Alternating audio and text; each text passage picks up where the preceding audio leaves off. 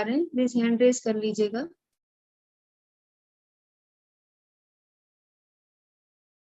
पंकज बख्शी माता जी पढ़िएगा। हरे कृष्ण माता जी। हरे कृष्ण। सुश्रू श्रद्धानस्य वासुदेव कथा रुचि स्यान महत सेव्या विप्रा पुण्य तीर्थ निषेवणा। हे द्विजों, जो भक्त समस्त पापों से पूर्ण रूप से मुक्त हैं, उनकी सेवा करने से महान सेवा हो जाती है। ऐसी सेवा से श्री वासुदेव की कथा सुनने के प्रति लगाव उत्पन्न होता है। हरे कृष्ण माता। हरे कृष्ण माता जी। कल्पना गोयल माता जी पढ़िएगा। जी माता जी। तात्पर्य, जीव के बद्ध जीवन का कारण भगवान के विरुद्ध विद्रोह है।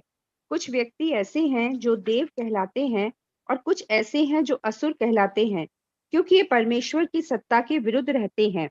भगवत गीता के 16वें अध्याय में असुरों का विशद वर्णन किया गया है, जिसमें कहा गया है कि उन्हें जन्म जन्मांतर अज्ञान की निम्नतर अवस्थाओं में रखा जाता है, अतः उन्हें पशु योनियों में रहना होता है, जिससे उन्हें परम सत्य भगवान की कोई जानकारी नहीं रहती। ये असुर भगवान की इच्छा अनुसार उनके मुक्त सेवकों की कृपा से विभिन्न देशों में धीरे धीरे ईश्वर चेतना में परिशोधित किए जाते हैं। ईश्वर के ऐसे भक्त भगवान के अंतरंग पार्षद होते हैं, और जब वे समाज को ईश्वर विहीन होने के खतरे से बचाने के लिए आते हैं, तो वे ईश्वर के शक्तिशाली अवतार, उनके पुत्र, उनके दास या उनके पार्षद कहलाते हैं। किंतु इनमें से कोई भी मिथ्या तौर पर अपने को ईश्वर नहीं कहता। यह तो असुरों द्वारा घोषित निंदा है, और ऐसे असुरों के दानवी अनुयायी भी इन बहुरूपियों को ईश्वर या उनका अवतार मान लेते हैं। प्रमाणिक शास्त्रों में भगवान के अवतार के विषय में निश्चित जानकारी मिलती है। जब तक प्रमाणिक शास्त्रों से पुष्टि न हो ले, तब तक किसी को ईश्वर या ईश्वर का अवतार नहीं मानना चाहिए। हरे कृष्ण माता जी। हरे कृष्ण। हरे कृष्ण। विमला माता जी पढ़िएगा। हरे कृष्ण माता जी। हरे कृष्ण। वास्तव में जो भक्त भगवत धाम जाने के इच्छुक हैं, उन्हें चाहिए कि भगवान के सेवकों को भगवान के रूप में माने। भगवान के ऐसे दास महात्मा या तीर्थ कहलाते हैं, और वे विशिष्ट देश काल के अनुसार उपदेश देते हैं। भगवान के सेवक लोगों को भगत बनने के लिए प्रेरित करते हैं। वे कभी यह सहन नहीं, माता जी थोड़ा ऊपर कर दो, कभी ये सहन नहीं कर सकते कि कोई उन्हें ईश्वर कहे। यद्यपि श्री चैतन्य महाप्रभु प्रमाणिक शास्त्रों के निर्देशानुसार साक्षात भगवान थे, किंतु वे भक्त की तरह बने रहे। जो लोग उन्हें ईश्वर रूप में जानते थे, वे उन्हें ईश्वर कहकर पुकारते थे, किंतु तब वे अपने कानों को हाथों से बंद करके भगवान विष्णु के नाम का कीर्तन करने लगते थे। वे स्वयं को ईश्वर कहलवाने का घोर विरोध करते थे। यद्यपि वे निस्संदेह साक्षात भगवान थे। भगवान हमें उन ध्रुतों से आग्रह करने के लिए ऐसा आचरण करते हैं कि जो अपने को विषय कहलवाते हैं। ईश्वर के दास। हरे कृष्ण। हरे कृष्ण माता जी। ईश्वर के दास ईश्वरी चेतना का प्रसार करने के लिए आते हैं। बुद्धिमान लोगों को चाहिए कि वे उनके साथ हर तरह से सहयोग करें। भगवान अपनी प्रत्यक्ष सेवा की अपेक्षा अपने दास की सेवा किए जाने से अधिक प्रसन्न होते हैं। भगवान तब अत्यधिक प्रसन्न होते हैं जब वे यह देखते हैं कि उनके भक्तों का समुचित आदर हो रहा है, क्योंकि वे भगवान की सेवा के लिए सभी प्रकार के कष्ट उठाते हैं, अतः वे उन्हें अत्यंत प्रिय होते हैं। भगवत गीता 18वां अध्याय 69वां श्लोक में भगवान घोषित करते हैं कि उन्हें उस भक्त के समान अन्य कोई प्रिय नहीं है, जो उनकी महिमा का प्रचार करते हुए अपना सर्वस्व संकट में डालता है। भगवान के सेवकों की सेवा करके कोई भी धीरे धीरे उन सेवकों के गुणों को प्राप्त करता है, और इस प्रकार वो भगवान की महिमा सुनने के योग्य बन जाता है। भगवत धाम में प्रवेश पाने के लिए भक्त की पहली योग्यता यह है कि वह भगवान के विषय में सुनने को उत्सुक हो। हरे कृष्ण माता। हरे कृष्ण। ये जो 16वां श्लोक है, 16 श्लोक से 21 श्लोक तक ये भक्ति की जो प्रक्रिया है उसके बारे में विवरण दिया जा रहा है। काफी इंपॉर्टेंट श्लोक है सारे। इसमें फिर आगे अर्थ में लिख रहे हैं, जो हे द्विजो, जो भक्त समस्त पापों से पूर्ण रूप से मुक्त है, उनकी सेवा करने से महान सेवा हो जाती है। ऐसी सेवा से वसुदेव की कथा सुनने के प्रति लगाव उत्पन्न होता है। शुश्रूषा का अर्थ हो गया सुनने की इच्छा जागृत होना। तो जो रूप गोस्वामी बाद में हम लोगों को ये बताया था कि जो भक्ति की अवस्थाएं होती हैं, 9 अवस्थाएं होती हैं, उसमें सबसे पहले है श्रद्धा। जो श्रद्धा होती है तो फिर हम साधु संग करते हैं, साधु संग करके ही हम श्रवण करते हैं उनसे कि वो भगवान के बारे में हमको क्या बता रहे हैं। साधु संग के बाद आता है भजन क्रिया। जब हम श्रवण करते हैं तो फिर हमारी भजन क्रिया शुरू होती है। हम भगवान के बारे में बोलते भी हैं और श्रवण तो कर ही रहे हैं, नाम जप कर रहे हैं, मंगल आरती होती है वो अटेंड कर रहे हैं, तो ये भजन क्रिया हमारी शुरू हो जाती है। और जब भजन क्रिया हमारी अच्छे से होने लग जाती है तब हमारे अनर्थों की निवृत्ति होती है। जब अनर्थ निवृत्ति होती है तब हमारी जो निष्ठा होती है वो दृढ़ हो जाती है भगवान में। और उसके बाद हमारे अंदर रुचि उत्पन्न होती है कि और ज्यादा से ज्यादा हम श्रवण करें भगवान के विषय में, और जानने की इच्छा होती है। फिर आसक्ति भगवान से हो जाती है, फिर हम भाव में आते हैं, और फिर लास्ट में भगवान से ये प्रेम हो जाता है। तो ये जितने भी स्तर बताए गए हैं, तो इसमें आसक्ति तक, तो जो आसक्ति तक के जो विवरण है उनमें हम अगर जरा सा भी हमने इंक्लिनेशन इधर उधर या भौतिक जगत के प्रति दिखाया तो हमारा पतन हो सकता है। लेकिन भाव में और प्रेम में जब हम आ जाते हैं तो प्रेम की जो शुद्ध अवस्था होती है, तो प्रेम के बाद फिर हमारा पतन नहीं होता। तो ये जो 9 ये बताई गई 8 चरण बताए गए हैं, तो वो पूरे जो 16 से 21 श्लोक है उसमें अलग अलग श्लोकों में इसका विवरण दिया गया है। तो यहाँ पर अभी बताया जा रहा है श्रद्धा और साधु संग का जो है वो बताया जा रहा है। श्रवण करना कितना महत्वपूर्ण होता है, साधु संग करना कितना महत्वपूर्ण है। फिर इसमें तात्पर्य प्रभुपाद जी लिख रहे हैं, जीव के बद्ध जीवन का कारण भगवान के विरुद्ध विद्रोह है। तो हम लोगों ने जो भगवान से विद्रोह किया, हमको स्वामी बनने की इच्छा जागृत हुई, तब हमको भगवान ने यहाँ पर, अब ये जेल की तरह है, हमको यहाँ पर कैदी बनकर रहना पड़ रहा है। लेकिन हम लोगों को एहसास नहीं होता, हम लोगों को लगता है कि ये तो भौतिक जीवन है, हम लोग के एंजॉयमेंट के लिए है, मजे करने के लिए है, आनंद करने के लिए है। तो ये सब चीजें हम लोगों को पता ही नहीं चलता। जब तक हम साधु का संग नहीं करेंगे, श्रवण नहीं करेंगे, तो हमको कुछ भी नहीं ज्ञान हो पाता। आगे बता रहे हैं कि कुछ ऐसे व्यक्ति जो देव हैं, यानी कि 2 तरह के लोग होते हैं, व्यक्ति होते हैं, मनुष्य हैं, देव होते हैं और असुर होते हैं। तो देव कौन होते हैं? जो भगवान विष्णु को, विष्णु चरण कमलों को अपना लक्ष्य बनाते हैं, भगवान की सेवा आराधना करते हैं। और दूसरे होते हैं जो भगवान की सत्ता के विरुद्ध जाते हैं, वो शास्त्रों के नियमों का उल्लंघन करते हैं, और वो असुर कहलाते हैं। तो भगवत गीता का विवरण दिया है कि 16वें अध्याय में विशद वर्णन हम लोगों ने पढ़ा था, देवी एवं आसुरी प्रकृति का वर्णन उसमें किया गया है। तो असुरों का विशद वर्णन उसमें किया गया है। इसमें बताया है कि अगर हम भगवान से विद्रोह करते हैं, तो अभी तो हम भौतिक जगत में यहाँ पृथ्वी पर रह रहे हैं, अगर इसके बाद भी हमारी चेतना जागृत नहीं होती, हम फिर भी भगवान से विद्रोह करते हैं, तो उसके बाद फिर हमको पशु योनियों में रखा जाता है। फिर उसके बाद और भी अगर हमने, पशु योनि में तो कोई चेतना जागृत है नहीं, इस तरह से हमारा निरंतर पतन होता रहता है। तो बहुत अच्छा होता है कि हमें मनुष्य का शरीर मिला है, मनुष्य का जन्म मिला है, तो हमें जितना हो सके हमको श्रवण के माध्यम से भगवान को जानना होता है, पशु योनि में रहना होता है, जिससे उन्हें परम सत्य भगवान की कोई जानकारी नहीं रहती। ये असुर भगवान की इच्छा अनुसार उनके मुक्त सेवकों की कृपा से विभिन्न देशों में धीरे धीरे असुर चेतना परिशोधित किए जाते हैं। तो जो ये सुनना नहीं पसंद करते, लेकिन जो भगवान के भक्त हैं, भगवान के प्रतिनिधि हैं, वो इतने करुणामय होते हैं, इतने दयालु होते हैं कि पूरे विश्व भर में जा के अलग अलग जगह जा करके उन अभक्तों को ही प्रचार करते हैं, उनको इन भगवान के बारे में बताते हैं, जिससे उनका चेतना शुद्ध हो पाए। इस तरह से जो प्रतिनिधि है भगवान के जो प्रतिनिधि है वो भगवान की तरह ही पूजनीय होते हैं।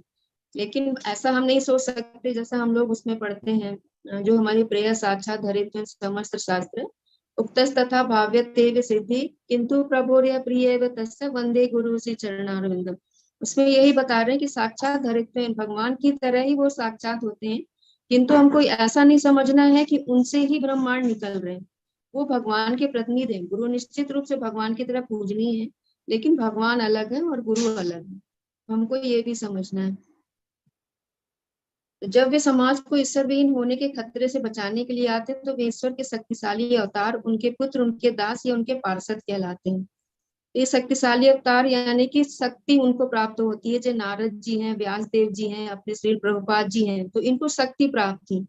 प्रभुपाद जी को भी शक्ति अवेश अवतार कहा जाता है क्योंकि उनको ऐसी शक्ति मिली हुई थी भगवान के द्वारा कि पूरे विश्व में वो इतने समय में प्रचार कर पाए। ऐसा बहुत मुश्किल होता है कि 1 साल 1.5 साल के अंदर पूरे विश्व भर में 170 मंदिरों का निर्माण करना और पूरे विश्व में प्रचार करना भक्ति का, तो ये बहुत मुश्किल काम था। तो ये भगवान की शक्ति का ही प्रवेश था उनके अंदर कि वो इतना कुछ कर पाए। उनके पुत्र, उनके दास या उनके पार्षद कहलाते हैं। तो ये अलग अलग रूपों में आते हैं और हमारे जो समाज है, जो ईश्वर विहीन समाज होता जा रहा है, उसको फिर वापस भगवान से जोड़ने का ये लोग प्रयास करते रहते हैं। यह तो असुरों द्वारा घोषित निंदा है और असुरों के दानवी अनुयायी भी इन बहुरूपियों को ईश्वर या उनका अवतार मान लेते हैं। ये जितने भी अवतार होते हैं जो अपने आप को पुत्र कह रहे हैं या दास कह रहे हैं या पार्षद कहते हैं, ये कभी ये नहीं कहते कि मैं ईश्वर हूँ, मैं भगवान हूँ।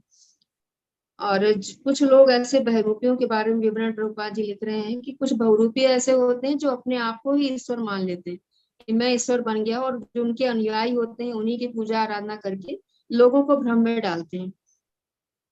तो प्रामाणिक शास्त्रों में जिनका विवरण आया है, जैसे श्रीमद् भागवतम में प्रॉपर तरीके से दिया गया है कि कौन कौन से भगवान के अवतार हैं।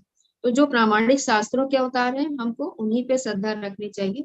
बाकी लोगों के विषय में हमको इसमें जानकारी नहीं है, तो हमें उनको ईश्वर या अवतार नहीं मानना चाहिए। नेक्स्ट है कि वास्तव में जो भक्त भगवान भगवत धाम जाने की इच्छुक नहीं चाहिए कि भगवान के सेवकों को भगवान के रूप में माने। तो यहाँ वही बात कही जा रही कि भगवान के जो प्रतिनिधि हैं वो हमें भगवत धाम ले जाने में सहायक है। हम डायरेक्टली अगर सोचे कि हम भगवान की सेवा करके, हम स्वतंत्र रूप से भगवान की पूजा आराधना करके हम भगवत धाम प्रवेश कर जाएंगे, तो ऐसा संभव नहीं है। तो हमें अगर भगवत धाम जाना है तो हमें भगवान के जो शुद्ध सेवक है, जो प्रतिनिधि है, हमको उनकी आराधना करनी चाहिए। भगवान के ऐसे दास महात्मा या तीर्थ कहलाते हैं। यहाँ पे जो पूर्ण तीर्थ निषेवणार्थ है, तो ये उन्हीं के लिए आया है। जो भगवान के सेवक है, महात्मा है, वो तीर्थ कहलाते हैं, यानी कि पूरी तरह से वो शुद्ध रहते हैं। वे विशिष्ट देश काल के अनुसार उपदेश देते हैं। विशिष्ट देश काल अर्थात जैसी जिसकी चेतना है, चेतना के आधार पर वो परिस्थिति के अनुसार उनको ज्ञान देते हैं। अब जिस तरह से शून्यवाद को यहाँ देने के लिए भगवान गौतम बुद्ध का अवतरण हुआ था, उस वक्त जरूरत थी। उस वक्त पशु हिंसा इतनी ज्यादा बढ़ चुकी थी कि भगवान को गौतम बुद्ध के रूप में अवतार लेना पड़ा, और वेदों को उन्होंने एक साइड रखा और ऐसी शिक्षा दी कि अहिंसा परमो धर्म, कि मतलब वेदों से अलग हट करके अहिंसा परमो धर्म का सिद्धांत लागू किया कि सब कुछ यहीं से है, यहीं से जन्मता है और यहीं समाप्त हो जाता है। और इस तरह से शून्यवाद का विवरण इसीलिए दिया कि पशु हिंसा को रोका जा सके। फिर उसके बाद मायावाद का दर्शन आया था, जिसको कि फिर से वेदों को प्रतिस्थापित किया जा सके, उसके लिए फिर शंकराचार्य जी आए। तो इस तरह से अलग अलग देश काल परिस्थिति जैसी होती है, भगवान का अवतार वैसा होता है और वैसी शिक्षा वहां पर दी जाती है। भगवान के सेवक लोगों को भगवत भक्त बनने के लिए प्रेरित करते हैं। वे कभी यह सहन नहीं कर सकते कोई उन्हें ईश्वर कहे। यद्यपि श्री चैतन्य, यहाँ पर चैतन्य महाप्रभु का उदाहरण ले रहे हैं कि भगवान चैतन्य महाप्रभु तो स्वयं भगवान थे, लेकिन जब उनको कोई भगवान कहता था तो वो अपने कानों को दोनों हाथों से बंद कर लेते, वो सुनना पसंद नहीं करते थे। वो चाहते थे कि मैं भक्त के रूप में ही रहूं। कुछ लोग जो जानते थे उनको ईश्वर कहते थे, उनको भगवान मानते थे, तो वो अपना बिल्कुल ना करके बिल्कुल कानों में हाथ रख लेते थे। तो इस तरह से कोई भी जो भगवान के सत्यावेश अवतार भी होते हैं, शक्ति प्राप्त होते हैं, वे अपने आप को कभी भी ईश्वर नहीं कहते। वो सेवा करने में ही निष्ठा अपनी रखते हैं कि भगवान के जो प्रचार है, जितना भक्ति का ज्ञान है, वो ज्यादा से ज्यादा लोगों को दे सके। फिर आगे इसमें है कि बुद्धिमान ईश्वर के दास ईश्वरीय चेतना का प्रसार करने के लिए आते हैं। बुद्धिमान लोगों को चाहिए कि वो उनके साथ हर तरह से सहयोग करें। अब ऐसा नहीं है कि जितने भी लोग भक्ति से जुड़े हुए हैं वे सारे ही गुरु बनने के योग्य होते हैं। तो अपनी सामर्थ्य के अनुसार हम जितना जो भक्त प्रचार कर रहा है, हमको उनकी जो मदद है, जितनी भी हम सेवा कर सकते हैं उनके हम मदद कर सकते हैं, हमको करना चाहिए। ऐसा नहीं है कि हमको होड़ नहीं लग जानी कि हमको उससे आगे निकलना है। तो जो भक्त प्रचार कर रहे हैं, जो अच्छे से भक्तों को जानकारी दे रहे हैं, तो हमें उनकी मदद करनी चाहिए, उनके जो भी हो सकता है हमसे प्रचार में उनका सहयोग करना चाहिए। भगवान अपनी प्रत्यक्ष सेवा की अपेक्षा अपने दास की सेवा किए जाने से अधिक प्रसन्न होते हैं। भगवान तब अत्यधिक प्रसन्न होते जब वे देखते हैं कि उनके भक्तों का समुचित आदर हो रहा है, क्योंकि वे भगवान की सेवा के लिए सभी प्रकार के कष्ट उठाते हैं, अतः वे उन्हें अत्यंत प्रिय होते हैं। यहाँ पे भगवान भी खुद भी यहाँ पे बता रहे हैं, प्रभुपाद जी लिख रहे हैं कि भगवान तब ज्यादा प्रसन्न होते हैं जब उनके सेवकों की, जो सेवक प्रचार कर रहे हैं, लोगों को जागरूक कर रहे हैं, उनकी सेवा अच्छे से हो रही है। तो जब हम भगवान के भक्तों का आदर करते हैं, तो सेवा करने का अर्थ ये नहीं है कि सिर्फ जाकर के प्रत्यक्ष रूप से सेवा करनी है। सेवा का अर्थ ये भी है कि जो उन्होंने नियम बनाए हैं, जो कुछ उन्होंने बताया है, हम उनका अनुसरण करें और जो मंगला आरती है वो अटेंड करें, माला जाप है वो हम करें, और उसके बाद जो श्रवण कीर्तन है वो हम करें। जितना हम सुन रहे हैं उतना लोगों को हम प्रचार करें, उनके बारे में लोगों को बताएं, तो ये भी एक सेवा होती है। इस तरह से जब हम करते हैं तो फिर भगवान हमसे ज्यादा प्रसन्न होते हैं।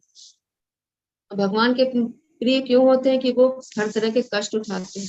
बहुत से लोगों को हम देखते हैं कि वो सब कुछ अपना छोड़ करके भगवान की सेवा में रत हो जाते हैं, तो ये त्याग भी हर कोई नहीं कर सकता। तो त्याग ही भक्तों को महान बना देता है। तो हम जितनी हो सकता है कि हम उनकी सेवा कर सकते हैं, तो वो उससे हमारे भगवान ज्यादा हमसे प्रसन्न होते हैं। भगवत गीता 18.69 में भगवान घोषित करते हैं कि उन्हें भक्त के समान अन्य कोई प्रिय नहीं, जो उनकी महिमा का प्रचार करते हुए अपना सर्व संकट में डालता है। भगवान के सेवकों की सेवा करके कोई भी धीरे धीरे उन सेवकों के गुणों को प्राप्त करता है। जैसे कहते हैं, जैसा संग होता है वैसा ही रंग होता है।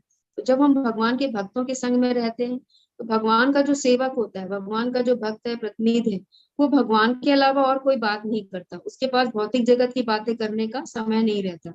तो नेचुरल तौर पे हमारी जो श्रवण की आदत हो जाती है, वो भगवान के विषय में ही निरंतर हम श्रवण करते रहते हैं। तो फिर हम जैसे उनके भी गुण हैं, जैसे आचार्यों के गुण हैं, उन गुणों को भी हम धीरे धीरे प्राप्त करते जाते हैं। इस तरह से जब हम भगवान की महिमा को श्रवण करते हैं, उनको एब्जॉर्ब करने लगते हैं, तो फिर भगवत धाम जाने के हम योग्य बन जाते हैं। कोई कुछ ऐड करना चाहे तो ऐड कर सकते हैं इसमें।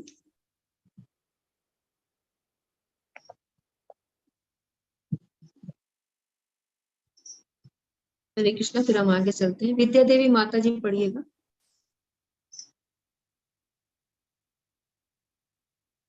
माता जी स्क्रीन शेयर कीजिए ना। अनुपम माता जी स्क्रीन शेयर कीजिएगा।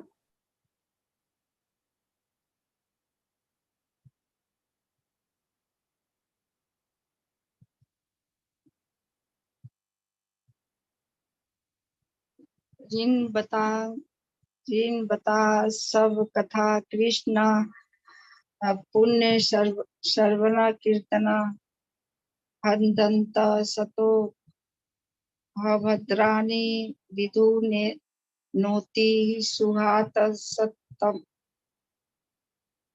प्रत्येक हृदय में परमात्मा स्वरूप स्थित तथा सत्यनिष्ठ भक्तों के हितकारी भगवान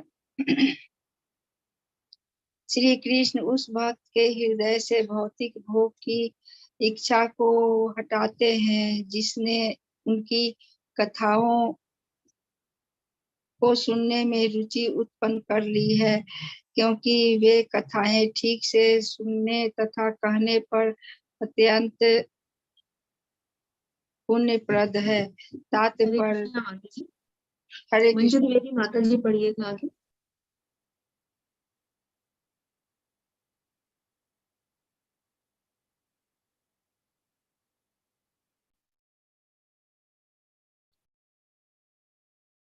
थोड़ा नीचे करिएगा माता जी, तात्पर्य से पढ़ना है।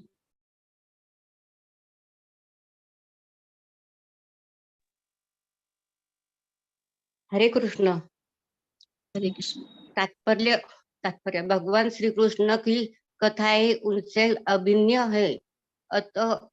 अतएव जब भी अपराध रहित होकर भगवान के बारे में श्रवण तथा उनका गुणगान किया जाता है, तो यह समझना चाहिए कि यहाँ पर भगवान कृष्ण दिव्य शब्द के रूप में उपस्थित है, जो साक्षात भगवान के समान ही ऊपर ऊपर कर कीजिए ना,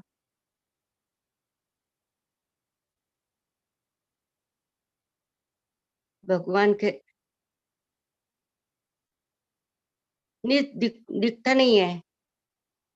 हाँ, भगवान के समान ही शक्तिमान है। श्री चैतन्य महाप्रभु अपने शिष्याष्टक में स्पष्ट रूप से घोषित करते हैं कि भगवान के पवित्र नाम के भगवान की सारी शक्तियां निहित है और उन्होंने अपने असंख्य नामों को वही शक्ति प्रदान की है। इसके लिए कोई समय या अवधि निश्चित नहीं है। कोई भी व्यक्ति अपनी सुविधा के अनुसार ध्यान पूर्वक तथा आदर पूर्वक पवित्र नाम का जप कर सकता है। भगवान हम पर इसके दयालु है कि वे हमारे समक्ष दिव्य शब्द के रूप में साक्षात उपस्थित हो सकते हैं, किंतु दुर्भाग्यवश हमने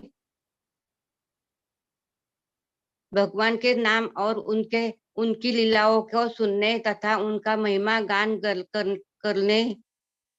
करने के प्रति कोई रुचि नहीं है। हम पहले ही पवित्र शब्द के श्रवण तथा कीर्तन के प्रति रुचि उत्पन्न करने के विषय में बता चुके हैं। इसे भगवान के शुद्ध भक्तों की सेवा करके प्राप्त किया जा सकता है। भगवान अपने हरे कृष्ण। हरे कृष्ण। पुष्कर बंसल प्रभु जी पढ़िएगा। जय श्री कृष्ण। भगवान अपने भक्तों के साथ परस्पर आदान प्रदान करते हैं। जब भगवान देखते हैं कि भक्त उनकी सेवा में प्रवेश पाने के लिए पूर्ण निष्ठा से तत्पर है और फलस्वरूप उनके विषय में सुनने का इच्छुक है, तो वे भक्त के भीतर से इस तरह से कार्य करते हैं कि भक्त उनके पास सरलता से वापस चला जाए। भगवान हमारी अपेक्षा अधिक उत्सुक है कि हम उनके पास वापस जाएं, किंतु हम में से अधिकांश भगवान के धाम में वापस नहीं जाना चाहते। केवल कुछ ही ऐसे हैं जो भगवान के पास वापस जाना चाहते हैं, किंतु जो कोई भी भगवत धाम में वापस जाना चाहता है, श्री कृष्ण सब तरह से उसकी सहायता करते हैं। कोई हरे कृष्ण। हरे कृष्ण। हरे कृष्ण। शिल्पी नेगी माता जी पढ़िएगा।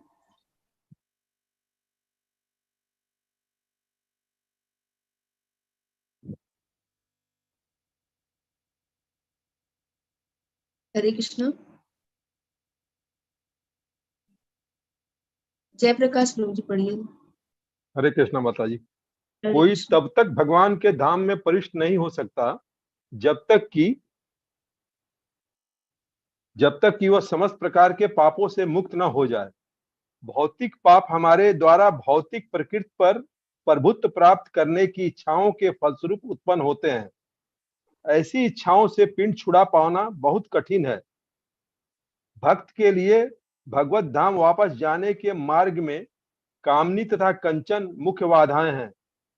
भक्ति पथ के अनेक दिग्गज इन प्रलोभनों के शिकार हो जाते हैं और इस प्रकार से मुक्ति पथ से लौट आते हैं, किंतु जब स्वयं भगवान मनुष्य की सहायता करते हैं तो भगवत कृपा से सारी प्रक्रिया सुगम बन जाती है। हरे कृष्ण माता जी, आगे पढ़ें। हरे कृष्ण। आप नहीं किसी और को बोल देते। राजरानी माता जी पढ़िएगा। हरे कृष्ण माता जी। हरे कृष्ण।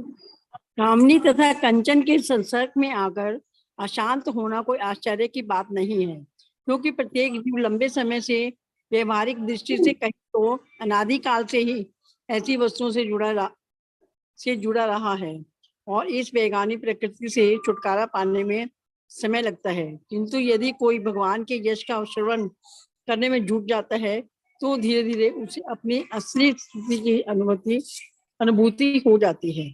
भगवत कृपा से ऐसे भक्त को प्रचुर शक्ति प्राप्त होती है, जिससे वे विघ्नों से अपनी रक्षा कर सकते हैं और सारे अनर्थ उसके मस्तिष्क से दूर हो जाते हैं। हरे कृष्ण। पिछले श्लोक में हमें श्रद्धा और साधु संघ के बारे में विवरण दिया था इस श्लोक में। अब यहाँ पर भजन क्रिया और उसके बाद अनर्थ निवृत्ति का बारे में विवरण दे रहे हैं। श्रवणवत स्वकथा कृष्ण। जब हमने सुन कथा में श्रवण में रुचि रख ली है अपनी, स्वकथा अपनी वाणी कृष्ण भगवान पुण्य पावन। पुण्य श्रवण कीर्तन का मतलब हो गया जो भगवान की पुण्य वाणी है, पुण्य कथाएं हैं, उनके श्रवण करना। वेदंतस्थो है भद्राणी विधुनोति सुहत सतम। सुहत उपकारी सत्यनिष्ठ इसमें बताया गया है कि जो हमारी विधुनोति का मतलब हो गया हृदय से सूक्ष्म करता है। जब हम श्रवण करते रहते हैं, जो हमारे अनर्थ होते हैं वो धीरे धीरे भगवान अंदर से काटते जाते हैं। विधुनोति का अर्थ है कि हृदय के अंदर जो बैठे परमात्मा है वो हमारे हृदय के अंदर से इनको जो अनर्थ है हमारे, उनको हटाते जाते हैं। तो प्रत्येक हृदय में परमात्मा स्वरूप स्थित तथा सत्यनिष्ठ भक्तों के हितकारी भगवान श्री कृष्ण उस भक्त के हृदय से भौतिक भोग की इच्छा को हटाते हैं, जिसने उनकी कथाओं को सुनने में रुचि उत्पन्न कर ली है, क्योंकि ये कथाएं ठीक से सुनने तथा कहने पर अत्यंत पुण्यप्रद है। तो यहाँ पे सत्यनिष्ठ भक्त का अर्थ यहाँ पे आचार्य बताते हैं कि जो वास्तव में अपने हृदय को शुद्ध करना चाह रहे हैं। ऐसा नहीं कि ऊपरी तौर पे कि अंदर तो कुछ भोग की इच्छा है और बाहर से कुछ दिखा रहे हैं, तो ऐसा नहीं। जो सत्यनिष्ठ व्यक्ति जो वाकई भगवान की धाम जाना चाह रहे हैं, वो अपने हृदय को शुद्ध करना चाह रहे हैं, तो उनके हृदय में परमात्मा के रूप में जो भगवान बैठे हैं, तो वो धीरे धीरे जैसे हमारा श्रवण बढ़ता है, कीर्तन बढ़ता है, भजन क्रिया हमारी अच्छे से होती है, तो धीरे धीरे अनर्थों की हमारी निवृत्ति होने लगती है। आगे तात्पर्य है कि भगवान श्री कृष्ण की कथाएं उनसे अभिन्न है, अतः जब भी अपराध रहित होकर भगवान के बारे में श्रवण अथवा उनका गुणगान किया जाता है, तो यह समझना चाहिए कि वहां पर भगवान कृष्ण दिव्य शब्द के रूप में उपस्थित है, जो साक्षात भगवान के समान शक्तिमान है। तो कथा श्रवण करने के ये है कि अपराध रहित का अर्थ हो गया, यहाँ पे दो तरह के अपराध बताए हैं कि व्यक्ति को एक तो निर्विशेष धारणा से मुक्त रहना चाहिए कि जो भगवान का अगर जो स्वरूप है, ब्रह्म का स्वरूप है, तो हमें भगवान के उस स्वरूप को छोड़ करके भगवान का जो प्रॉपर स्वरूप है, द्विविध स्वरूप है, उस पे हमको ध्यान हमेशा देना चाहिए। और अगर ऐसी कोई कथा कह रहा है तो उनसे हमें दूर हो जाना चाहिए, हमको ऐसी व्याख्या नहीं सुननी चाहिए। और दूसरे लोगों के लिए बताया दूसरा अपराध क्या करते हैं कि जो लोग पैसे लेकर के कथा का विवरण देते हैं, तो उससे बताते हैं आचार्य की जो भागवत का सार है वो चला जाता है, वो हमको पूरी तरह से पुण्य लाभ हमको प्राप्त नहीं हो पाता, जो हमको मिलना चाहिए इस भागवत श्रवण करने से, तो वो हमको लाभ नहीं मिल पाता। पहला तो हो गया कि हमको निर्विशेषवाद से पूरी तरह दूर रहना चाहिए, जो इस तरह की व्याख्या दे रहा है उनको हमें श्रवण भी नहीं करना है। और दूसरा हो गया कि जो पैसे लेकर के जो कथा कहते हैं, सुन कर रहे हैं, उनसे भी हमें श्रवण नहीं करना है। तो भागवत जो भक्त हैं, जो शुद्ध हृदय वाले भक्त हैं, हमको उनसे ही श्रवण करना चाहिए भागवत। और उसमें बता रहे कि भगवान कृष्ण की कथा और भगवान की जितनी लीलाएं हैं, उनका रूप गुण, ये सब कुछ भगवान से अभिन्न है। अगर हम कृष्ण का नाम ले रहे हैं तो यानी कि कृष्ण हमारे सामने है, उनके रूप का भी विवरण है तो भगवान हमारे सामने, लीलाओं का हम श्रवण कर रहे हैं तो वो भी। इस तरह से भगवान की जो दिव्य कथा है, तो ये दिव्य कथा ही बता रहे हैं कि साक्षात रूप में भगवान का ही स्वरूप होता है। कुछ भी हम नाम ले रहे हैं, कृष्ण से जुड़ी हुई कुछ भी हम सोच रहे हैं, कह रहे हैं, तो वो पूरी तौर पे भगवान ही है। श्री चैतन्य महाप्रभु अपने शिक्षाष्टक में सुस्पष्ट रूप से घोषित करते हैं कि भगवान के पवित्र नाम में भगवान की सारी शक्तियां निहित हैं। उन्होंने अपने असंख्य नामों को वही शक्ति प्रदान की, इसके लिए कोई समयाविधि निश्चित नहीं। भगवान के जितने भी असंख्य नाम है, तो उन सारे नामों में भगवान की पूरी शक्ति उसमें निहित है। ऐसा भी नहीं है कि इस नाम का अगर हम ध्यान कर रहे हैं तो एक समय के बाद इसका हट जाएगा या खत्म हो जाएगा इसका प्रभाव, तो ऐसा नहीं। भगवान का हम कोई भी नाम ले रहे हैं तो वो हमारे लिए उतना ही प्रभावशाली है जितने अन्य नाम है। भगवान कृष्ण बोल रहे हैं तो भी उतना ही है, गोपाल बोल रहे हैं तो भी उतना ही, गोविंद बोल रहे हैं, वासुदेव बोल रहे हैं, कोई भी नाम उनका पूर्ण शक्तिमान ही रहता है हमेशा। कोई भी व्यक्ति अपनी सुविधा के अनुसार ध्यान पूर्वक आदर पूर्वक पवित्र नाम का जप कर सकता है। इसमें कोई भी व्यक्ति महत्वपूर्ण है, कोई भी व्यक्ति का मतलब है किसी भी जाति या धर्म से रिलेट कर रहा हो, तो कोई भी व्यक्ति भगवान का नाम जप कर सकता है। ऐसा नहीं है कि कोई ब्राह्मण होगा तभी भगवान का नाम जप कर सकता है, या उच्च कुल से रिलेट कर रहा है तो वही नाम जप कर सकता है। किसी भी कुल में हो, निम्न कुल में भी जन्मा है तो वो भी और नाम जप कर सकता है। और भगवान का नाम इतना पवित्र है कि वो कहीं भी लिया जा सकता है, कैसे भी लिया जा सकता है। और हरे कृष्ण महामंत्र के बारे में तो बोला ही जाता है कि आप कैसे भी करिए, लेकिन भगवान का नाम जब ये 16 माला आप करिए। चाहे आप वॉशरूम में है तो भी आप हरे कृष्ण महामंत्र गाते हुए स्नान ध्यान कर सकते हैं, बाहर कहीं जा रहे हैं तो भी आप कर सकते हैं। तो ऐसा कोई नियम नहीं है कि हमको भगवान के सामने बैठ करके ही वहां पे नाम जप करना है। तो हरे कृष्ण महामंत्र तो ऐसा है कि कहीं भी रहिए आप, वहां पर भी आप नाम जप कर सकते हैं उसका। भगवान हम पर इतने दयालु हैं कि वे हमारे समक्ष दिव्य शब्द के रूप में साक्षात उपस्थित हो सकते हैं, किंतु दुर्भाग्यवश हमें भगवान के नाम और उनकी लीलाओं को सुनने तथा उनकी महिमा गान करने के प्रति कोई रुचि नहीं है। प्रभुपाद जी यहाँ पे बहुत स्पष्ट रूप से लिख रहे हैं कि भगवान तो हम पर दयालु हैं, वो तो हम चाह रहे हैं कि आप ये सब लेकर के, मतलब नाम जो हम दे रहे हैं कि नाम जप करो, लीला श्रवण करो। भगवान आते ही यहाँ पर इसीलिए है कि वो हमको याद दिला सके कि आपको यहाँ पे नहीं रहना, आपको भगवत धाम वापस जाना है, भगवान से रिलेशन है हमारा कोई, तो वो चीज याद दिलाने के लिए भगवान आते। तो नाम रूप गुण लीला इनका जब हम श्रवण करते हैं, सुनते हैं, तभी हम भगवत धाम जाने की इच्छा रख पाते हैं, भगवान से जुड़ने का प्रयास कर पाते हैं।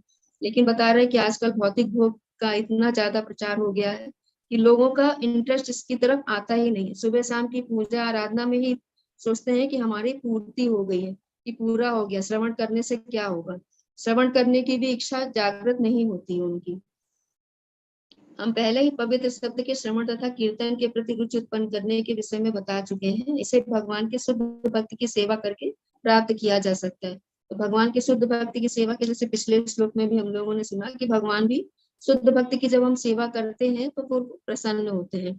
तो भगवत गीता में भी हम लोगों ने पढ़ते हैं कि श्लोक आता है, तद विद्धि प्रणिपातेन परिप्रश्नेन सेव्या उपदेक्षन्ति ते ज्ञानम ज्ञानिनः तत्त्वदर्शिनः। तो जब हम शुद्ध भक्ति की सेवा करते, समर्पण करते हैं, तब वो उनसे जो प्रश्न करते हैं तब वो उनका आंसर हमको देते हैं। और दे वही सकता है जिसने भगवान को तत्व से जाना हुआ है, वही भगवान के बारे में बता सकता है। भगवान अपने भक्तों के साथ परस्पर आदान प्रदान करते हैं। जब भगवान देखते हैं कि भक्त उनकी सेवा में प्रवेश पाने के लिए पूर्ण निष्ठा से तत्पर है और फलस्वरूप उनके विषय में सुनने का इच्छुक है, तो वे भक्त के भीतर से इस तरह से कार्य करते हैं कि भक्त उनके पास सरलता से वापस चला जाए। तो भगवान का अपने भक्तों के साथ आदान प्रदान बहुत होता है। जैसा जो शुद्ध भक्त हैं, जो हमारे आचार्य हुए हैं, जो हमारे गोस्वामी हुए हैं, उनके बारे में जब आचार्य बताते हैं तो बताते हैं कि उन लोगों को अंदर से ही भगवान प्रेरित करते थे कि अब उनको क्या करना है। जितने भी वृंदावन के जितने भी धाम हैं, अलग अलग लीला स्थली है, तो वो सब भगवान के द्वारा ही, डायरेक्शन के द्वारा ही ये सब प्राप्त किए जा सके। छठ गोस्वामी ने ही उनकी खोज की। इस तरह से भगवान का आदान प्रदान होता रहता है भक्तों के साथ, लेकिन उसके लिए हमको शुद्ध अवस्था में आना होता है। जितने हमारे जो अभद्र हैं, हमारे जो पाप कर्म है, वो जब नष्ट होते हैं तब हमारा जो दिव्य अनुभूति है, तब हम उसको प्राप्त कर पाते हैं। इस तरह से जब हमारी निष्ठा देखते हैं तो भगवान अंदर से भी हमारे जो मार्ग हैं उनको सुगम बनाते रहते हैं। जो हमारे बाधाएं आ रही हैं उनको भी दूर करते हैं और धीरे धीरे वो हम भगवान की ओर बढ़ने लगते हैं। भगवान हमारी अपेक्षा अधिक उत्सुक है कि हम उनके पास वापस जाएं।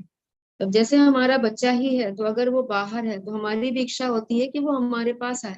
उसी तरह से भगवान के हम लोग बच्चे हैं, तो हम लोग यहाँ पर हैं, तो वो भी ये चाह रहे हैं कि हम लोग कब हम उनकी तरफ मुड़ेंगे और कब हम उनके पास जाएंगे। तो भगवान ज्यादा प्रतीक्षा करते हैं। अगर हमको कष्ट आते हैं तो भगवान हमसे ज्यादा परेशान होते हैं कि हमारे बच्चे को कष्ट आ रहा है। जैसे एक माँ अपने बच्चे को कष्ट में देखती है तो परेशान हो जाती है, उसी तरह से भगवान भी है कि जब हमको कष्ट में देखते हैं तो वो ज्यादा परेशान हो जाते हैं। तो भगवान भगवान की जो उत्सुकता है वो हमसे कहीं ज्यादा है कि ये बच्चा हमारे पास अब वापस आए। किंतु हम में से अधिकांश भगवान के धाम में वापस नहीं जाना चाहते। अब ऐसी एक्चुअली कोई जानकारी नहीं मिल पाती। हम लोग को भौतिक ज्ञान तो दिया जाता है, लेकिन आध्यात्मिक ज्ञान की हम लोगों को कोई जानकारी ही नहीं मिलती। जब तक हम लोग भक्तों के साथ नहीं जुड़ते तो हम लोग को पता ही नहीं रहता कि हम लोग आत्मा है। हम लोग तो शरीर से रिलेट करते हुए ही सारे अपने रिश्तों को सच मानते हैं और वैसा ही हमारा व्यवहार होता है। तो इस तरह से हम समझ ही नहीं पाते कि हमारा जो मानव जीवन हमको मिला है उसका हमको प्रयोग कैसे करना है। उसका उपयोग हम लोग इसी तरह सारा हम लोग एंजॉयमेंट करना चाहते हैं, ज्यादा से ज्यादा पैसा कमाना चाहते हैं, और आध्यात्मिक की तरफ तो रुचि ही हमारी नहीं जागृत हो पाती है। जब भक्तों की कृपा मिलती है, भक्तों का संग मिलता है, तब हमारी अगर रुचि जागृत होगी, तभी हम समझ पाते हैं कि हाँ, हमें करना क्या है, मनुष्य जीवन का उद्देश्य क्या है, जो शास्त्रों में बताया गया है वो किस लिए बताया, क्या बताया गया है, तो तब हम समझ पाते हैं। नेक्स्ट में है, कोई तब तक भगवान के धाम में प्रवेश नहीं हो सकता जब तक कि वह समस्त प्रकार के पापों से मुक्त ना हो जाए। तो अगर हमारे अंदर जरा भी इच्छा रह जाती, कोई भी इच्छा हमारी रहती है अंदर, तो वो हमारे जन्म चक्र का ये चलता ही रह जाता है। तो इसलिए हमें पहले तो इच्छाओं को समाप्त करना है। कृष्ण की इच्छा या शुद्ध भक्तों की जो हम समर्पण किए हुए हैं, उनकी जो इच्छा है उसी को सर्वोपरि मानना है। इस तरह से हम जब धीरे धीरे कथा श्रवण करते हैं, तो हमारे अंदर के जो पाप हैं वो धीरे धीरे नष्ट होते हैं, तभी हम भगवान की तरफ जा पाते हैं, भगवत धाम में प्रवेश कर पाते हैं। भौतिक पाप हमारे द्वारा भौतिक गति पर प्रभुत्व प्राप्त करने की इच्छा के फलस्वरूप उत्पन्न होते हैं। अब हम ऐसा सोचते हैं कि हम ये जो भौतिक जगत है ये पूरा हमारे भोग करने के लिए बना हुआ है। लोग एक दूसरे का जो जगह है उस पर भी अतिक्रमण करना चाहते हैं। अब जैसे युद्ध ही हो रहा है, इतने सालों से युद्ध चल रहा है, इतने महीनों से यूक्रेन और रूस का, तो एक दूसरे की जगह को कब्जा करने के लिए ही चल रहा है, प्रभुत्व जताने के लिए ही चल रहा है। तो इस तरह के जो कर्म है हमारे, वो बार बार हमको निम्न योनियों में भी प्रवेश करने के लिए बाध्य कर देते हैं, और हम जो हमारा मनुष्य जीवन का मूल उद्देश्य है उसको तो पूरी तरह से भूल जाते हैं। तो ये जो पाप कर्म हमारे होते हैं, तो ये हमें निरंतर इस जगत में बांधे रखता है, और धीरे निरंतर हमारी जो भगवान से जितना हम दूर होते जाएंगे, उतना ही निम्न योनियों में हम प्रवेश करते जाते हैं।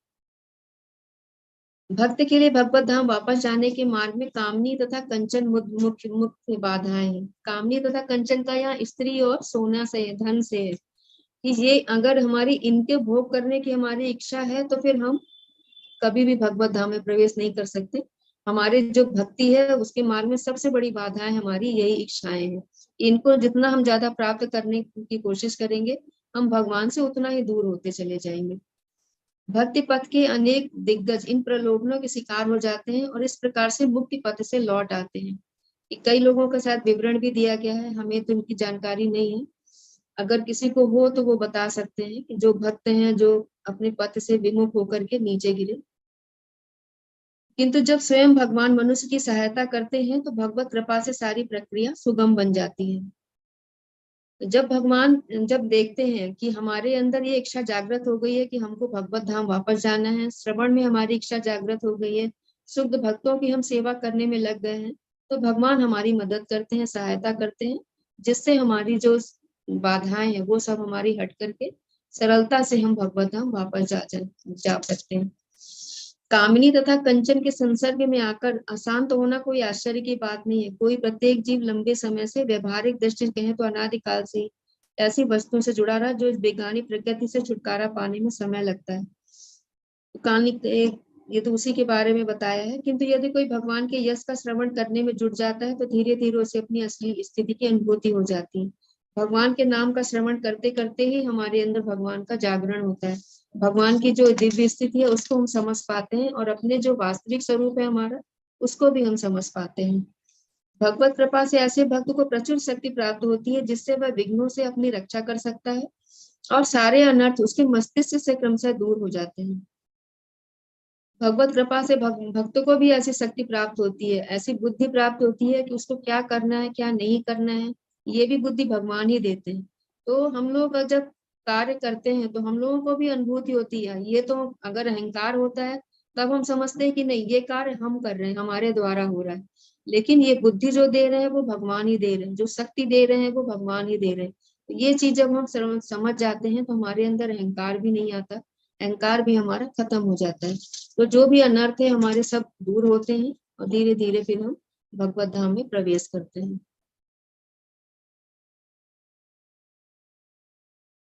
हेमलता शर्मा माता जी पढ़िएगा।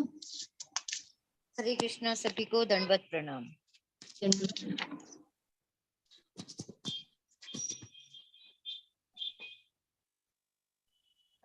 श्लोक पढ़ना है ना? हाँ जी।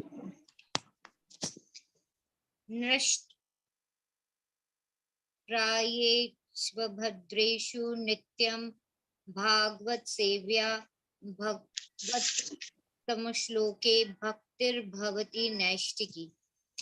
भागवत की कक्षाओं में नियमित उपस्थित रहने तथा शुद्ध भक्त की सेवा करने से हृदय के सारे दुख लगभग पूर्णतः विनष्ट हो जाते हैं और उन पुण्य श्लोक भगवान में अटल प्रेमा भक्ति स्थापित हो जाती है, जिनकी प्रशंसा दिव्य गीतों से की जाती है। हरे कृष्ण माता जी। हरे कृष्ण। ज्योति माता जी पढ़िएगा। यस माता जी, हरे कृष्ण। तात्पर्य, यहाँ पर हृदय से उन अमंगलकारी वस्तुओं को निकालने का उपचार दिया गया है जो आत्म साक्षात्कार के पद पर अवरोध रूप है। यह उपचार है भागवतों की संगति करना। भागवत दो प्रकार के होते हैं, एक तो ग्रंथ भागवत और दूसरे भक्त भागवत। ये दोनों ही भागवत कारगर औषधियां हैं और इनमें से कोई एक या दोनों ही अवरोधों को हटाने वाले हैं। भक्त भागवत ग्रंथ भागवत के ही समान है, क्योंकि भक्त भागवत ग्रंथ भागवत के अनुसार ही जीवन यापन करता है और ग्रंथ भागवत तो भगवान तथा उनके शुद्ध भक्तों अर्थात भागवतों के ज्ञान से पूर्ण है ही। भागवत ग्रंथ तथा भागवत व्यक्ति अभिन्न है। हरे कृष्ण। हरे कृष्ण। कुसुमलता माता जी पढ़िएगा।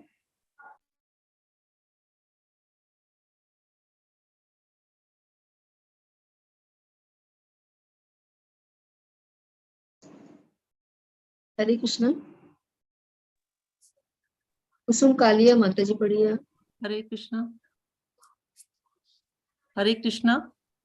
हरे कृष्ण। हाँ जी। भगत भागवत भगवान का प्रत्यक्ष प्रतिनिधि है, अतः भक्त को प्रसन्न करने से ग्रंथ भागवत ग्रंथ का लाभ उठाया जा सकता है।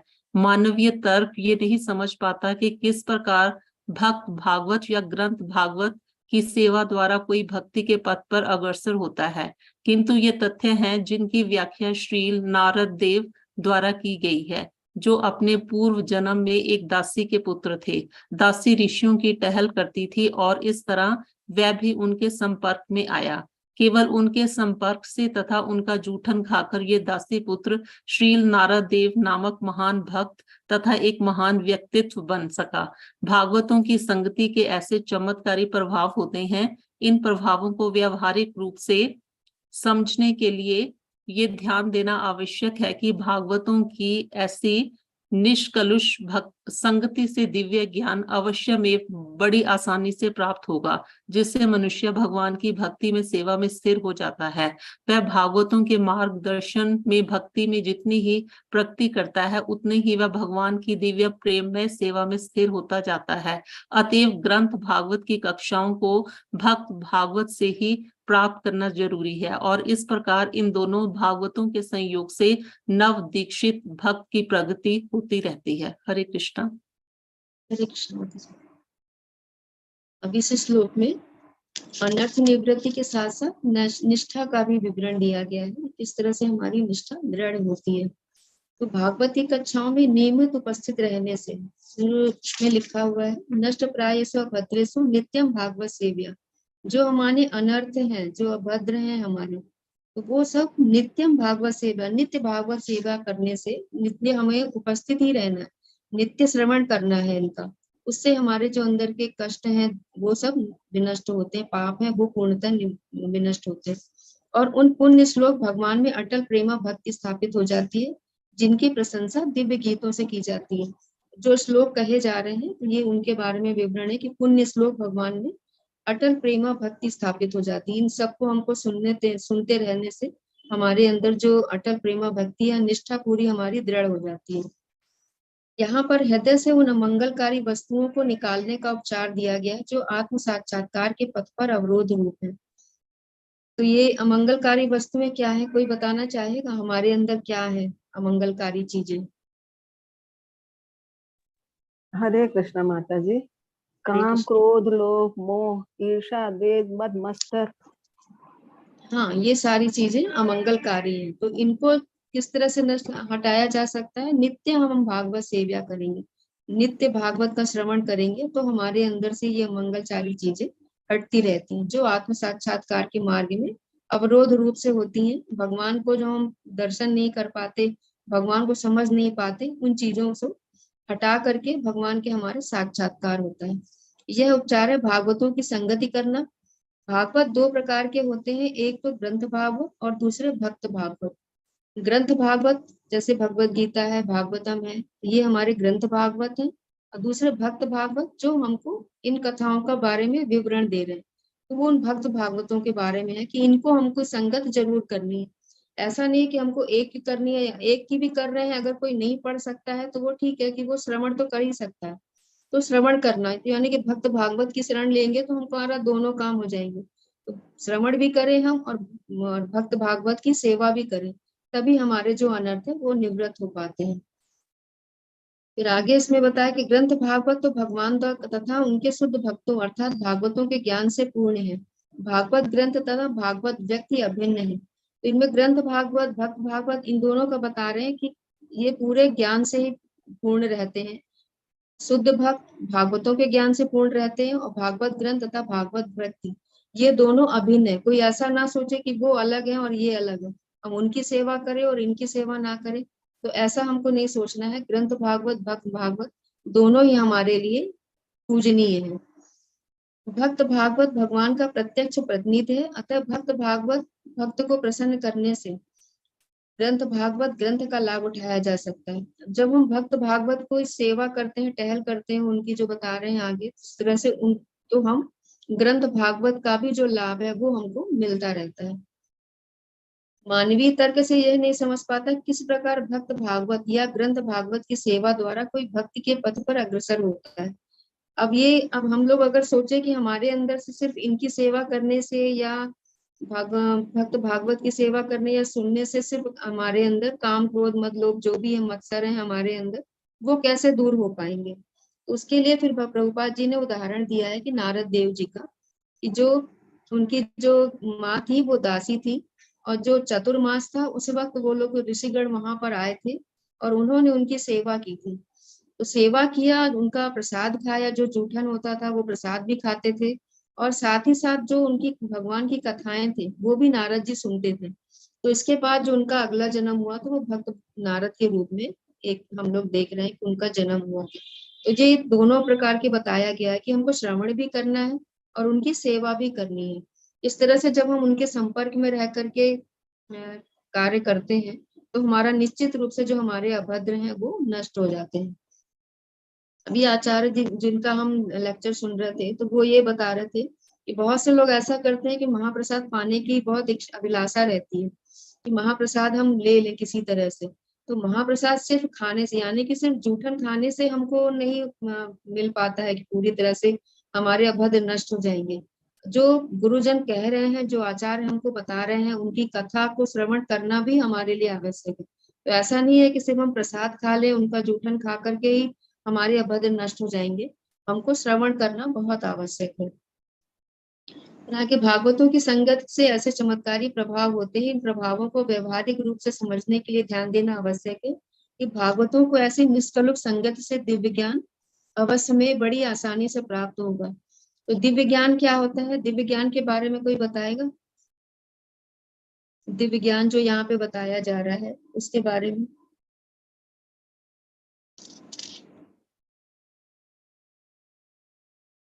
हम लोगों ने भगवत गीता में भी इस दिव्य ज्ञान के बारे में पढ़ा था।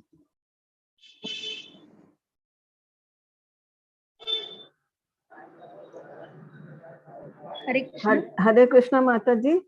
शायद ये है कि सबके हृदय में भगवान के उस दिव्य स्वरूप को महसूस कर सके। और कोई बताना चाहेगा? दिव्य ज्ञान माता जी, हम भगवान के अंश हैं और भगवान अंशी हैं। हाँ, हाँ। और कोई बताना चाह रहे? ज्योति माता जी आप बोल रहे?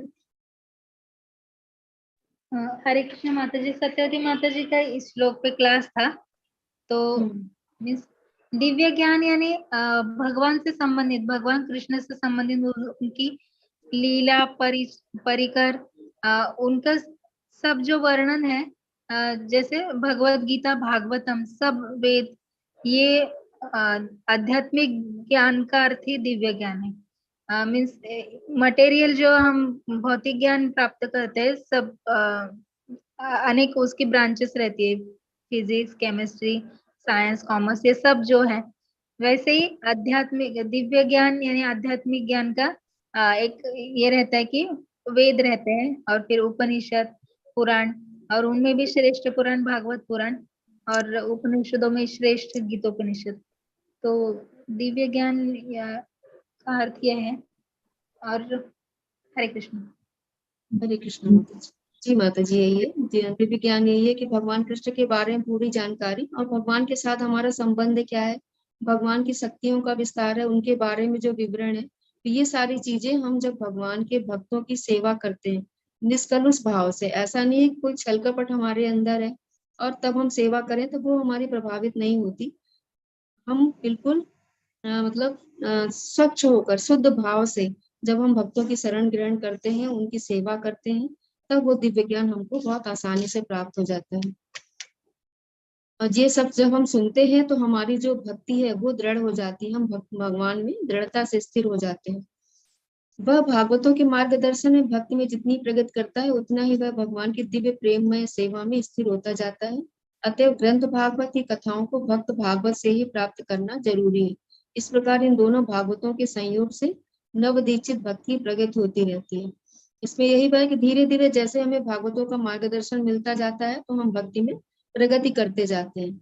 तो सिर्फ सेवा करने से ही नहीं होगा, सेवा करने से वो भक्त उतना प्रसन्न नहीं होंगे। जब आप उनका कहना मानेंगे तब वो भक्त भागवत हमारे प्रसन्न होते हैं। अगर हम उनकी सिर्फ सेवा कर रहे हैं, श्रवण नहीं कर रहे हैं, तो भी उनको अच्छा नहीं लगेगा। तो दोनों चीजें जरूरी है, सेवा भी जरूरी है और उनके से श्रवण भी जरूरी है, जिससे हमको दोनों भागवतों का जो संयोग होता है तो हमारी भक्ति धीरे धीरे निरंतर प्रगति करती रहती है। हरे कृष्ण। किसी को और कुछ ऐड करना हो तो ऐड कर सकते हैं। हरे कृष्ण। हरे कृष्ण माता जी। हरे कृष्ण माता जी। जो 17th श्लोक था ना, श्रृणवताम स्वकथाम कृष्ण, तो श्रृणवताम यानी जिसने कृष्ण कथा सुनने में रुचि उत्पन्न की हुई है। जैसे हम लोग कभी हर रोज एक घंटा समय निकाल कर सब भक्त आते हैं, तो इसका अर्थ है रुचि है, इसीलिए वो आते हैं, रुचि उत्पन्न की। और फिर कृष्ण पुण्य श्रवण कीर्तनम, यानी पुण्य श्रवण और कीर्तन क्या है कि कृष्ण वाणी या संतों की वाणी जो है वो पुण्य श्रवण कीर्तन। और हमें विधुनोति यानी क्यों धोने की आवश्यकता है हृदय को, हृदय का मार्जन क्यों करना है। तो माता जो क्लास था ना सत्यवती माता जी का, तो उन्होंने बोला था कि भले भले हम बहुत श्रृंगार किए हुए हों, जैसे हम कभी किसी शादी में जाते हैं या समारोह में जाते हैं, तो स्त्रियों का स्वभाव रहता है कि वो बहुत साज श्रृंगार करके जाते हैं। लेकिन जब तक हम कृष्ण कथा नहीं सुनते तब तक हमारे हृदय के अंदर जो कचरा भरा हुआ है, जो गंदगी है, वो नष्ट नहीं होती। और वो हम जब साज श्रृंगार करते तो स्वच्छ भी होते हैं बाहर से, लेकिन हमें जब अंदर से हृदय स्वच्छ करना है तो हमें पुण्य श्रवण कीर्तन करना ही चाहिए। यानी फिर उससे रिलेटेड ये है श्लोक अगला कि कैसे करना चाहिए। विधुनोति यानी विशेष रूप से मार्जन। जैसे हम घर की साफ सफाई करते तो रोज तो करते ही है ना थोड़ा थोड़ा, लेकिन अगर कोई त्योहार आए तो सब साफ सफाई करते हैं, तो उस वक्त विशेष रूप से साफ सफाई होती है। तो हमें विधुनोति यानी विशेष रूप से मार्जन यानी साफ सफाई कैसे करनी है, तो पुण्य श्रवण कीर्तन करके। और अगले श्लोक में 18th में बोला गया है कि ये साफ सफाई कैसे होगी, तो ये अभद्रता हृदय की कब साफ होगी, तो नित्यम भागवत सेवया। तो इसमें भागवत श्रवण की मीन्स कैसे भागवत श्रवण करना चाहिए कि पहले तो डिजायर होना चाहिए। 5D दिए थे उन्होंने, डिजायर होना चाहिए, नहीं हमारी बहुत अंतर से इच्छा होनी चाहिए कि नहीं मुझे भागवत सुनना है, भगवान के बारे में सुनना है। और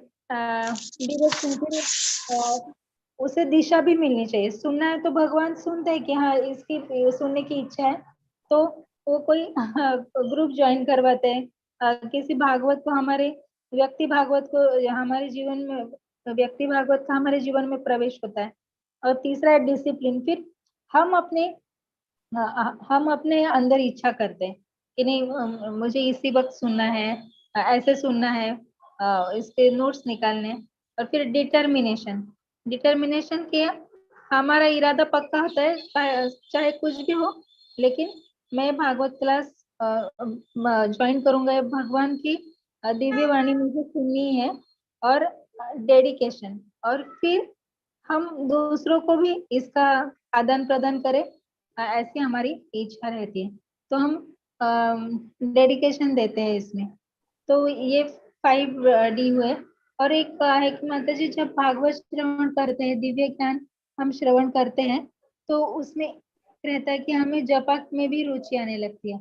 और बेस्ट वे, सबसे बेस्ट वे हमारे हृदय का मार्जन करने का है जपा, क्योंकि हम जब नाम जप करते हैं तो भगवान कानों के रास्ते वो नाम हमारे हृदय तक जाता है। और हृदय में भगवान के आने की तैयारी, अभी जन्माष्टमी है तो हमें भगवान के आने की तैयारी हर भक्त कर रहा है, किसी भी रूप से हो, चाहे वो सेवा हो या जिनको जाने को नहीं मिल रहा हो, वो इच्छा करे कि इस समय जाना है, ये सेवा करनी है, मुझे जप करना है, भगवान की कथा सुनने, किसी भी रूप में। ऐसा नहीं कि हम बहुत आगे मीन्स बहुत अपने अपने स्तर के हिसाब से सब सेवा कर रहे हैं। तो ये जो है वो अभी ये श्लोक है ना, जन्माष्टमी से भी रिलेटेड लगता है मुझे, क्योंकि अभी जन्माष्टमी आने वाली है, तो हमें भगवान को हमारे हृदय में भगवान का जन्म होना चाहिए, यानी हमारे हृदय में भगवान के प्रति निष्ठा बढ़नी चाहिए। भगवान हमारे हृदय में पहले से ही है, लेकिन हमारे हृदय स्वच्छ करने की कोशिश रहनी चाहिए। तो हमें नाम जप करते वक्त भगवान को बहुत सारी प्रार्थनाएं अर्पण करनी चाहिए। और हमेशा व्यक्ति भागवत, यानी हमारे गुरु महाराज रहते हैं, बहुत उत्तम अधिकारी रहते हैं भक्त, उनकी याद भी करनी चाहिए कि हमें कृपा दे वो कि हम भगवान का नाम पूर्ण हृदय से ले। हरे कृष्णा। हरे कृष्णा। धन्यवाद माता जी, आपने बिल्कुल ये सही है कि जब हम लोग जो करते हैं तो नाम हमको श्रवण भी करना है। नाम जब श्रवण होगा तभी हृदय में जो मंगल है वो नष्ट होते हैं। ऐसा भी नहीं है कि हमारा ध्यान कहीं हो, वे तो मन तो चंचल है, इधर उधर भागता है, लेकिन उसको हमको कंट्रोल भी करना है और नाम पे पूरा ध्यान लगाना है। तो तभी हमारे जो नष्ट है, जो हमारे अनर्थाज है, वो हमारे खत्म होते हैं, तभी हम भगवान के जो दिव्य झांकी है उनके दर्शन कर पाते हैं। तो चलिए, सबको अग्रिम बधाई भी है सभी को जन्माष्टमी की भी।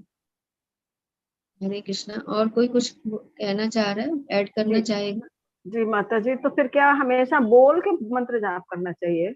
हाँ, बोल के ही करना चाहिए कि हम श्रवण कर पाए उसको। हरे कृष्ण कृष्ण कृष्ण हरे हरे, हरे राम राम राम हरे। इस तरह से जब हम जप करते हैं तो अंदर से फिर हमारे श्रवण के द्वारा, जो कान के द्वारा जो कि माता जी ने बताया कि अंदर जाता है जो नाम हमारा, तो उससे फिर हमारे अंदर के अभद्र नष्ट होते हैं। जी, धन्यवाद। नाम पे एक्चुअली फोकस होना चाहिए। कभी कभी ऐसी स्थिति होती है कि हम बोल के नहीं कर पाते हैं, लेकिन अगर हम मन में भी कर रहे हैं तो हमारा फोकस होना चाहिए उस पे, कि नाम पे हमारा फोकस हो।